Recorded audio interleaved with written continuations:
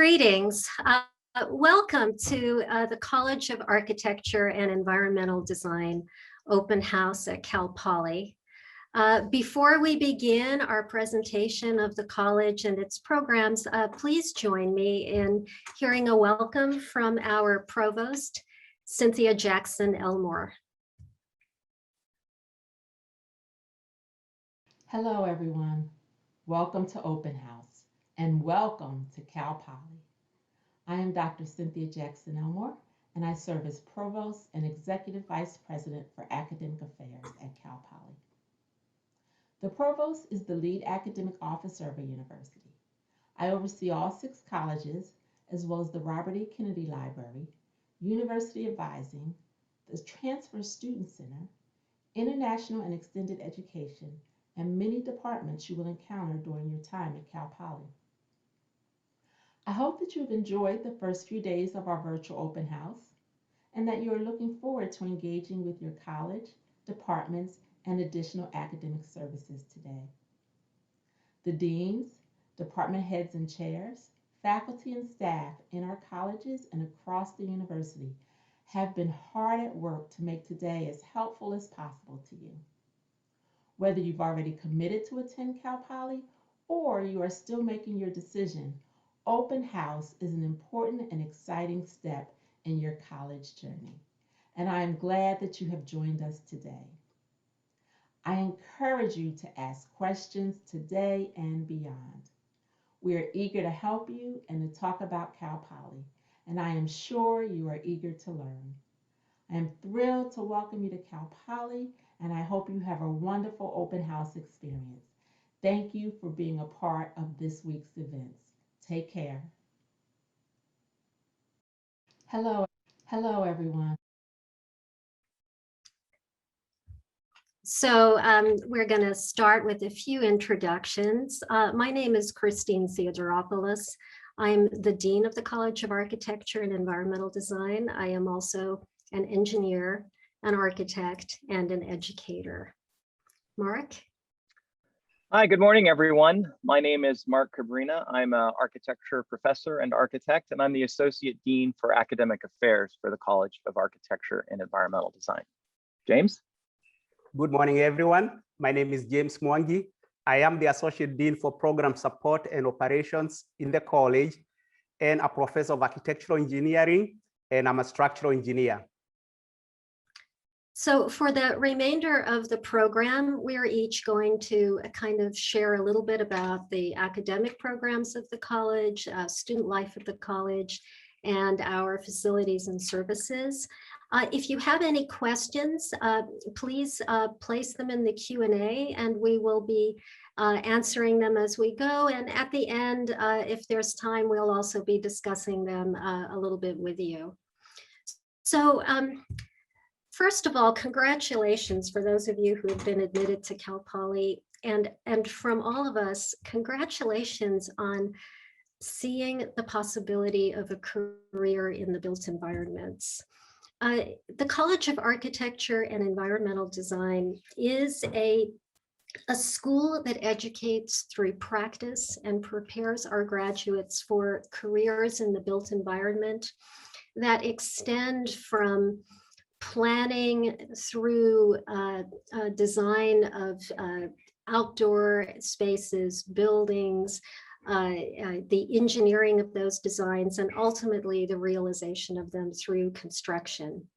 We offer 5 programs that are professionally accredited. What that means is that external accrediting agencies affiliated with professions periodically review our programs and acknowledge them as meeting the educational requirements for professional credentials such as licensure.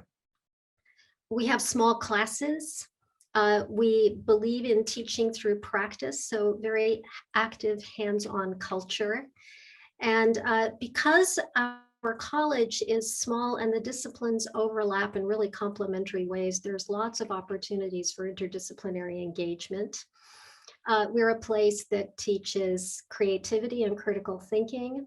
We're very dedicated to real world problems and engaging with communities in design work. And students learn so many things, but communication, collaboration, and how to inspire transformation of the built environment is what we're all about. Next slide. City and regional planning is a program that we have that really allows students to both think about how to change the physical world, but also how to help communities envision what the future of their communities should be like. And so there's kind of a balance between physical planning and policy development.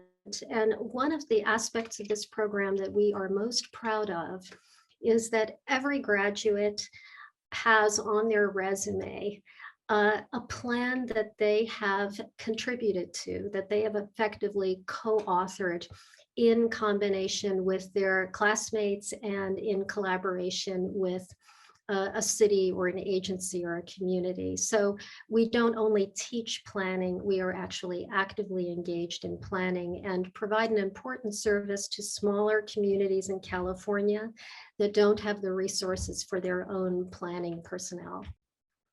Next.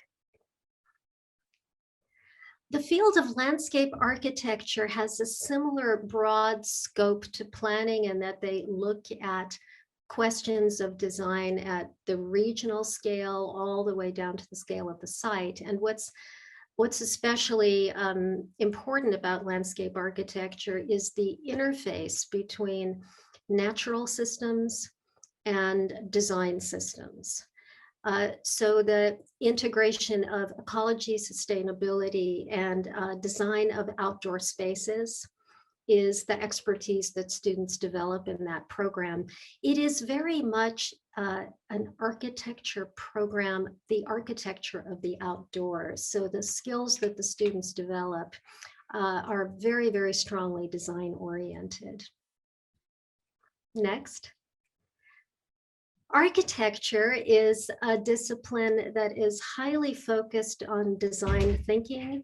And although the primary scale or focus of architectural study is the building, students are going to see a big range of design projects that are used to develop their design thinking skills, all the way from a piece of furniture to what might be an urban district. There's a very strong making culture in the architecture program at Cal Poly, and every student becomes familiar with how to work with real materials to model or create prototypes of their design work. There's also a very exciting fourth year in architecture that allows students to have some flexibility and integrate study abroad, off-campus programs, and programs that are linked to internships. You'll hear more about that at the department presentation.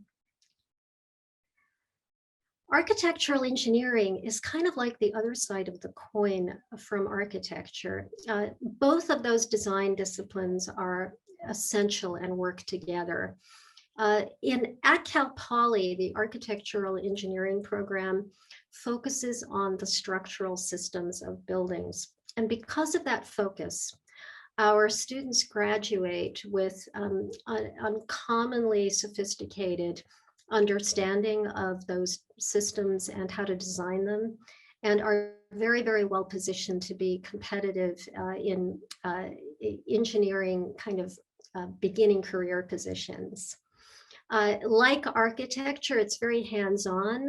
The nature of it is a little different in that the hands-on work is highly oriented toward experimental testing of both materials and structural systems, like the image you see here, a seismic design competition. Next. And then construction management is the field that basically prepares people to deliver on the projects that have been planned, designed, and engineered. And so these students are understanding how to manage resources, how to lead teams, and how to basically organize projects to help communities realize them as built work. If you think about building projects as a product, they are a product that every society creates and needs, and probably one of the most complex products that any society is responsible for. And so in many ways, I think of the construction management program as a leadership program, where students learn how to lead in the context of understanding how to deliver the built environment. Next. Each of our academic programs has an associated minor. So what that means is you could major in architecture and minor in construction management, or you could major in landscape architecture and minor in city and regional planning. They are wonderfully compatible in that way, and there are certain patterns that we often see. In the minors, you would also meet students that are coming from other colleges like engineering, business. And in addition to the minors that we have for our majors, we also have some minors that are more interdisciplinary. One that looks at heavy civil, which is really very large scale infrastructure kinds of work. One that looks at real property development and really understands kind of the resource and decision making that happens before a project is identified. And then sustainable environments, where we begin to study how we can build in a way that's more compatible with the natural world. Next. Great. I'm going to hand it over to Mark now. He's going to talk a little bit about student life and academic affairs. Great. Good morning, everyone. Thank you, Christine. I'd like to share with you a little bit about student life at Cal Poly. Cal Poly is a student-centered university with faculty really dedicated to student success. In the College of Architecture and Environmental Design, this develops through the focus of our curriculum, which is around studios and labs, which often are hands-on with close relationships with faculty engaged in real-world problems. We call it the teacher-scholar model in general at Cal Poly, where faculty engage students in research and real-world problems. This can be in engineering and material applications, community design and planning studios, and the evolution of the built environment through best practices.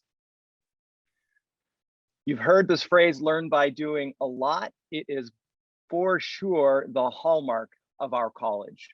We have hands-on experience, of course, in our students' studios and labs, as I've mentioned, but we see learn by doing throughout our curriculum, such as competitions and integrated experiences, including Design Village, which our architecture and Arch-E students participate in their first year.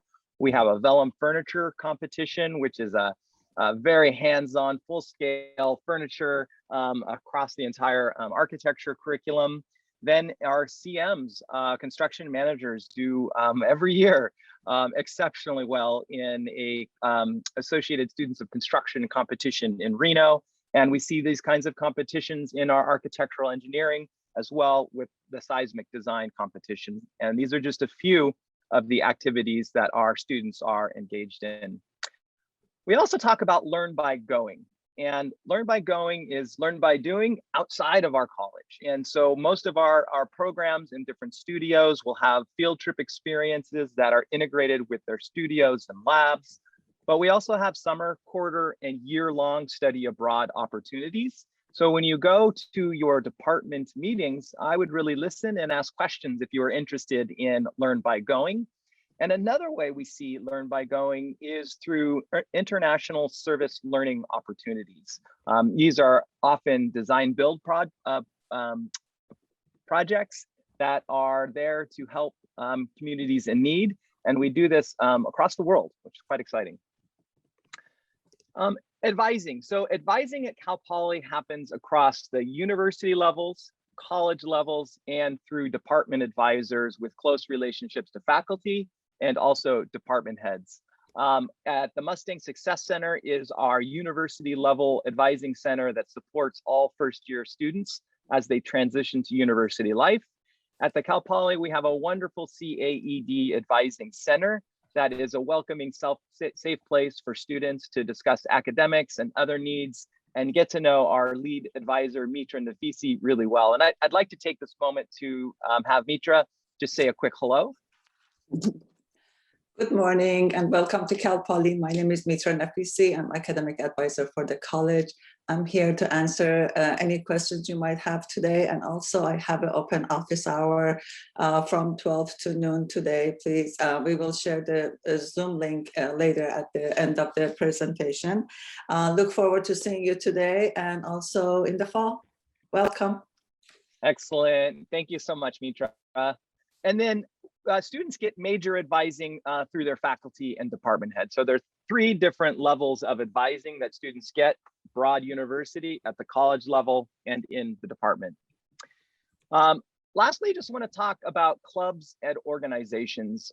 Many, if not most, of our students are engaged in what we call co-curricular clubs and organizations. These help to develop access to industry. They develop strong social networks amongst their student bodies. And importantly for students, and I'd love for you to start thinking about this now, is clubs and organizations offer opportunities for student leadership. We have an active group of faculty, staff, and students engaged in advancing diversity, equity, and inclusion in our college through different interdisciplinary workshops and events. And there's a link here. You can find out a lot more about our different student clubs across the college. My big advice is please feel welcome to get engaged and talk to your different students and colleagues about different clubs of interest. Next, I'd like to hand it over to James to talk about our facilities and how we support Learn by Doing. Thank you, Mark. So welcome again. So our facilities in our program in CAD are spread out in 5 buildings on campus. And we provide you with the tools and environment basically to enhance what Mark was talking about, the Learn by Doing that you've been hearing all the time from the time you started applying to Cal Poly. We hope by the time you get here, we will have the facilities to mold you to be a successful professional in any of the 5 programs that have been talked about previously. The facilities in CAD are available basically to support your success in not only technology that you need, but also in the studios or in our labs, the shops, and testing.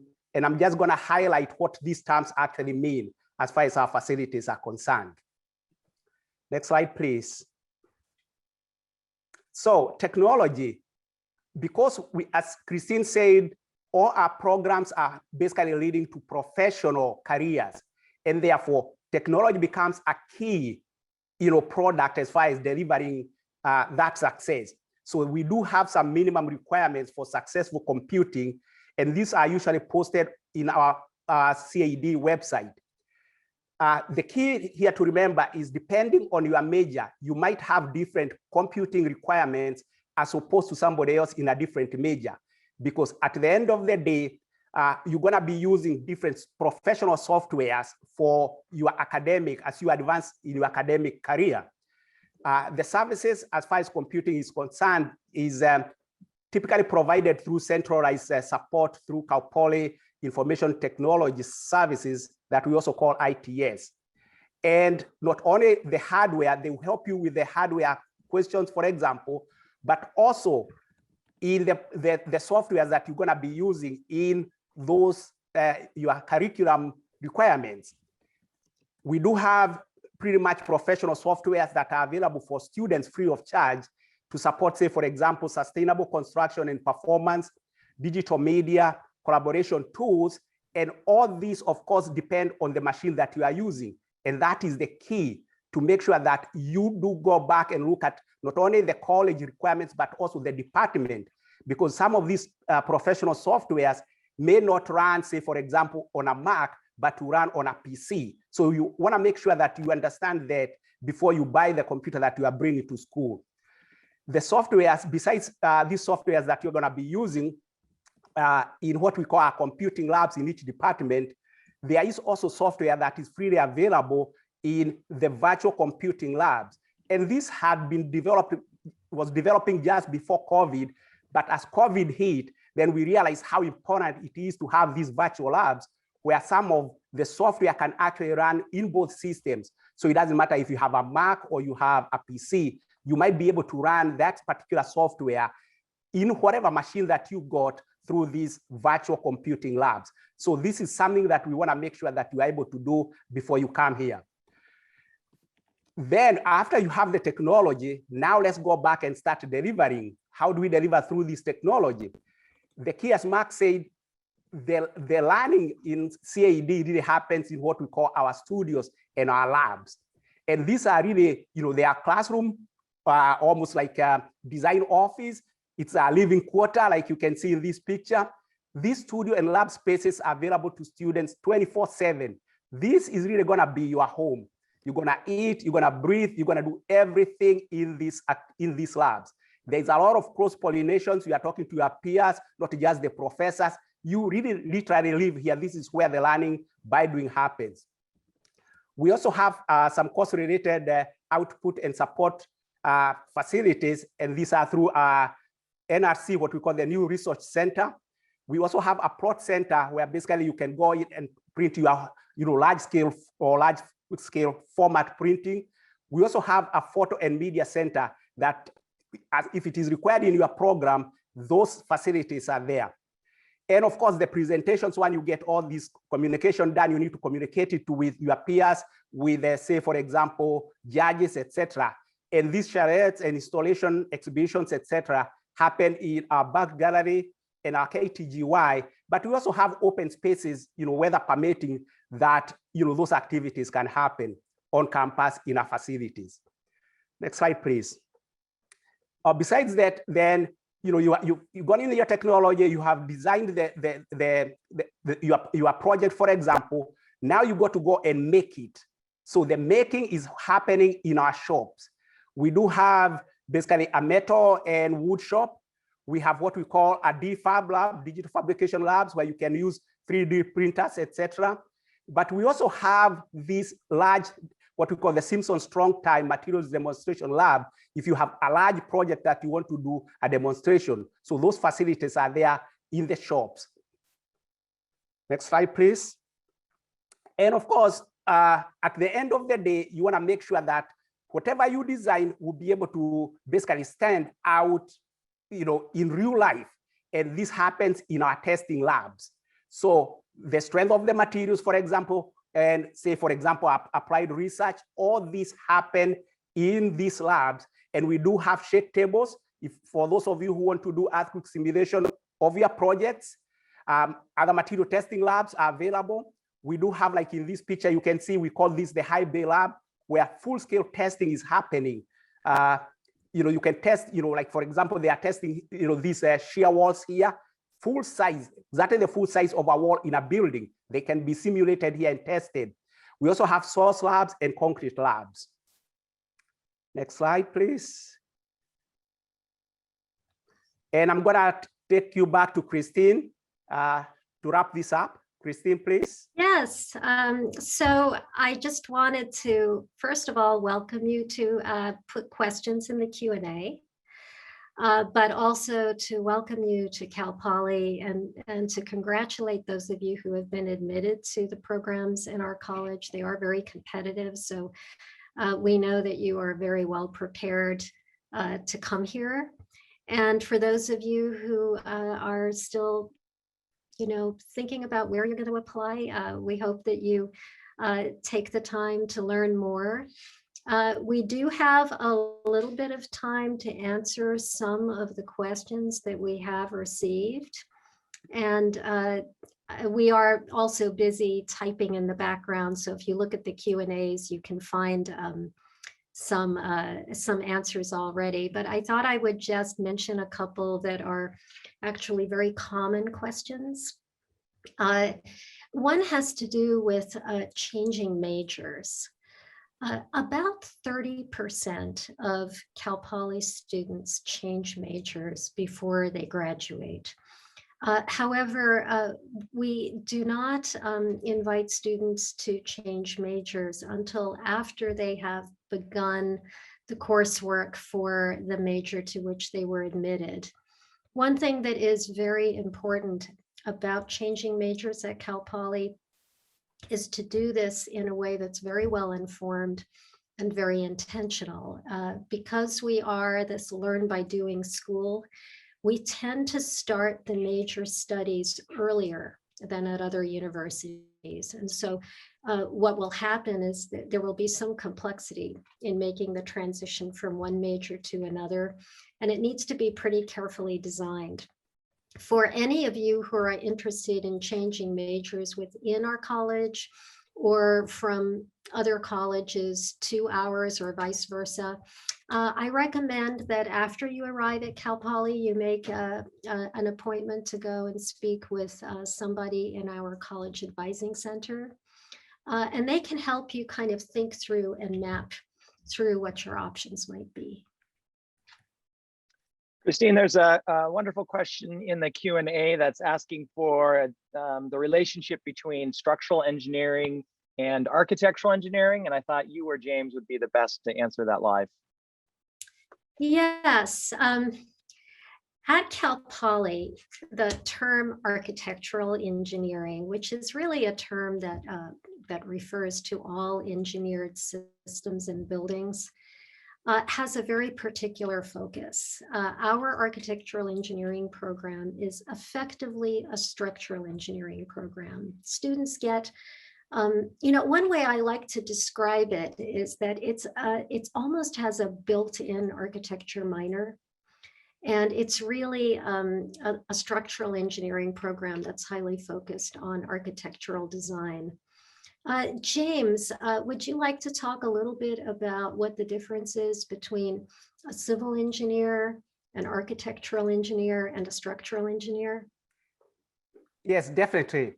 So a civil engineer, like the term says, it's really civil, you know, so it's basically supporting all the civil projects. That means, for example, roads, transportation, for example, we are talking about the traffic control. We are talking about water. We are talking about environmental engineering. And of course, part of that is structures, which is the building design. And therefore, civil engineering has 5 different components that support the civil society.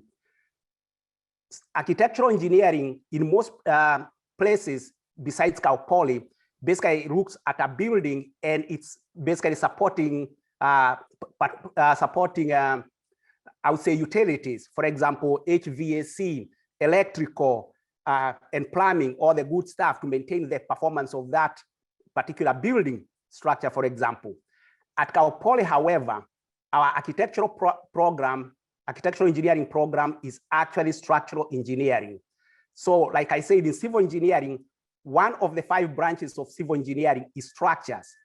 And so you have a small component of structures in civil engineering. At Cal Poly, our architectural engineering program is purely building design. So it's all structural engineering. So you get the only dose of engineering that you are getting is a full-blown experience in build environment. And the way we do this is the first 2 years that you're at Cal Poly, you are grouped with architect students and CM students who are the people you're going to be working with in the industry. And therefore, you are not only getting the structural engineering component, but you are getting how to communicate with the other professions in the build environment. The architects that you're going to be working with hand in hand, and then the contractors that are going to be basically looking at your plans and building that structure.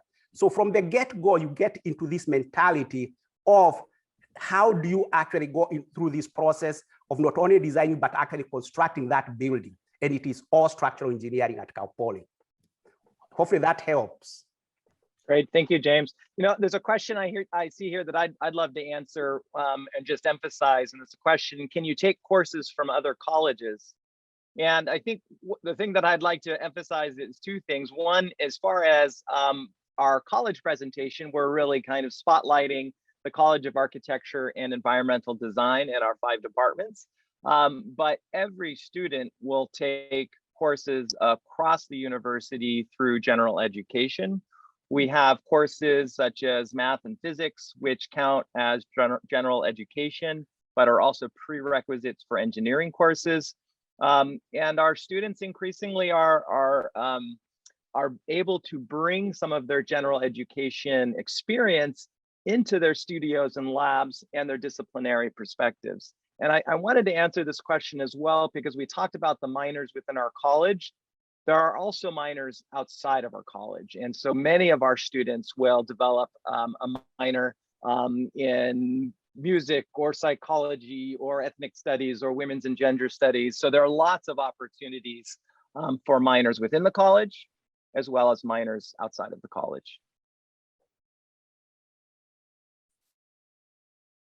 Mark, we got a question about the duration of the construction management program. I'd like to just maybe do an overview about program lengths for all of our programs. Our city and regional planning, architectural engineering, and construction management programs are all 4-year programs.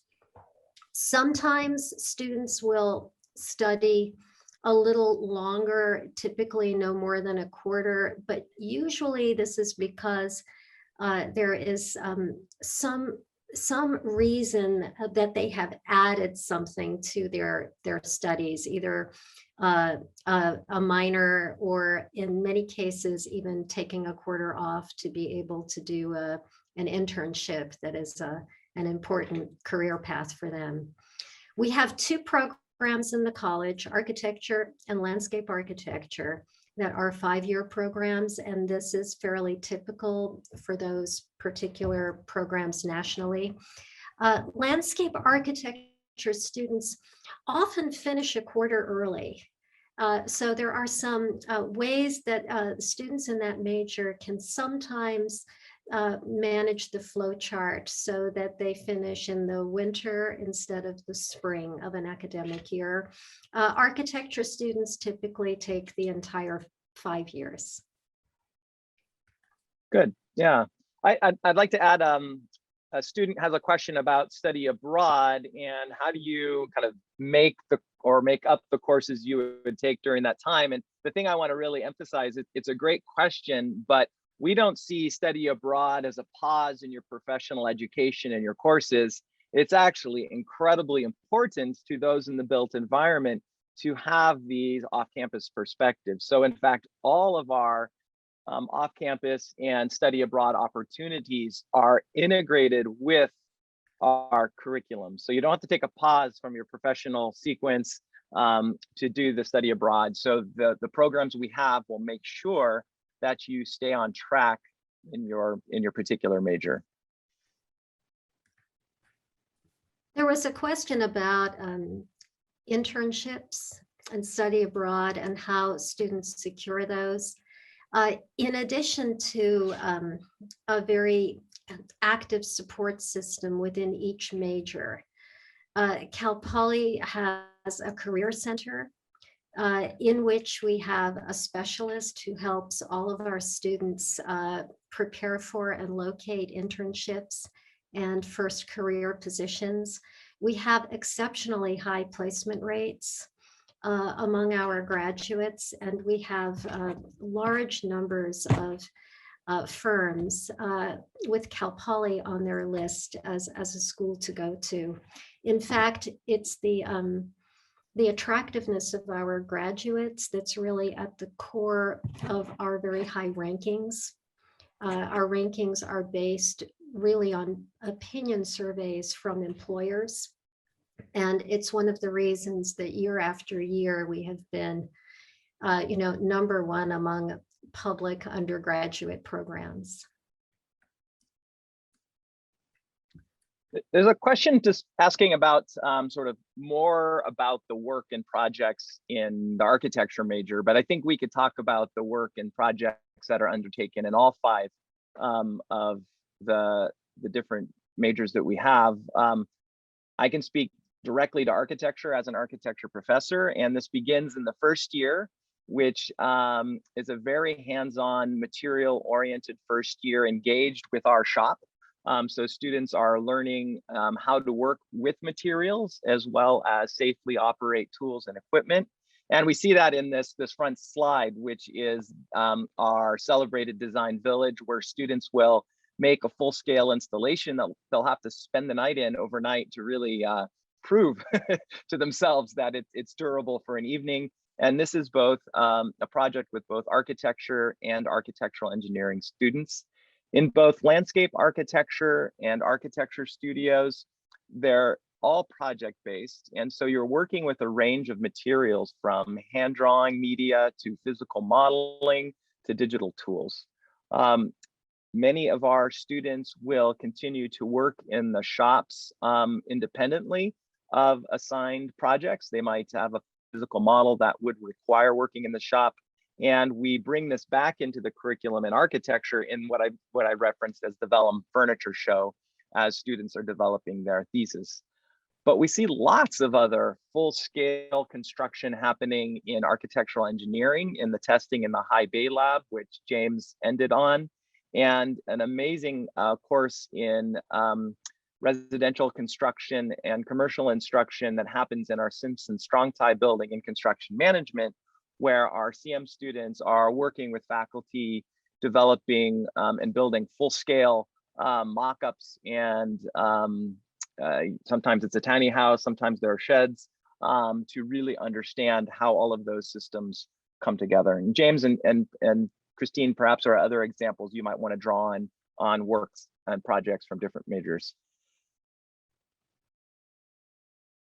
We are a big believer in competitions as a vehicle for doing project-based work, and across all of our majors, our students are participating in national competitions, and it's especially deeply embedded in the culture of construction management. It's a core piece of the learning experience there. And then across all of the other majors, there are different methods for kind of putting one's work out in the world and having a national conversation among students, even international, about design and about planning and about engineering. Let's see, I'm combing through our Q&A to see if there's any that we want to address live. I'm seeing a number of questions that are a bit kind of operational in terms of students coming here. I think that, for example, block scheduling is a method of placing students in their first year in courses so that everybody gets a course package they need. There was a question about whether or not in the architecture program, students would have any difficulty getting classes. One of the things that we do very well in the college is make sure that students who are on track and completing the flow chart of their academic programs do have places in all of the major classes that they need. What we find sometimes is that some flexibility in the flow chart is necessary for students to get places in their general education classes, depending on which classes they want to take and what quarters they're offered. But within the college, if you are a major in the college and you are following your major course flow chart correctly and taking, being attentive to prerequisites, we guarantee that you have a seat in every class that you need. I think that we can continue to answer a lot of the other questions just in writing, and also many of them I would recommend asking when you transition later this morning to the meetings of the majors, because some of them are quite major specific. And then if you have questions about your, kind of personal transition to Cal Poly, please know that we have some drop-in hours this afternoon from noon to 2 in our advising center. Here you can access information about open house at Cal Poly generally. So we'll leave this up for just a few more seconds, and then we will transition to information about the going to the college's other programs. Did the open house team want to share just a couple of details here before we move on to our department links? Yes, thank you so much. I hope you all enjoyed that welcome. We do have a long list of events available to you all this weekend. Here are some of the highlights. We do have a transfer center session today, a Mustang Success Center, and tonight we also have an alumni panel where you will be able to talk to alumni from the College of Architecture and Environmental Design. So make sure to come to that tonight. And as mentioned before, you can download our Cal Poly Now app in the Open House 2021 guide to see the list of events that will be available throughout the weekend and next week. Thank you all for joining us for this year's open house, and we hope you enjoy the rest of the events as well. Great. We're going to drop in the chat a series of links to our department presentations, which will begin at 10 a.m. today. I encourage all of you to attend those sessions to meet the department heads and others. And many of the questions that you perhaps started having during this session, we'd like you to take and then have those to be informed with questions that you can bring to particular departments. For transfer students, there is a transfer student welcome at 11:30. And I also want to highlight Mitra, who introduced herself earlier. She is having open office hours from noon to 2 p.m. So you can drop in whenever you like from noon to 2 p.m. with that link below. So please look for those links in the chat. So thank you for joining us. You get, a short break before attending one of our department programs. Please feel free to reach out to any of us if you have other questions or if we can help you find information that you need. It's been our pleasure. And again, congratulations for being admitted to Cal Poly. Welcome to Cal Poly.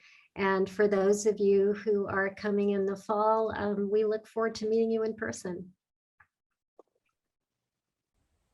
Hey there, my name is Rafael. I'm a fourth-year journalism transfer student with a minor in Spanish, and my pronouns are he, him, his. Thank you for watching the video. Please share any questions or comments you have down below in the comment section, and go ahead and click here to subscribe, and to watch more videos, click here.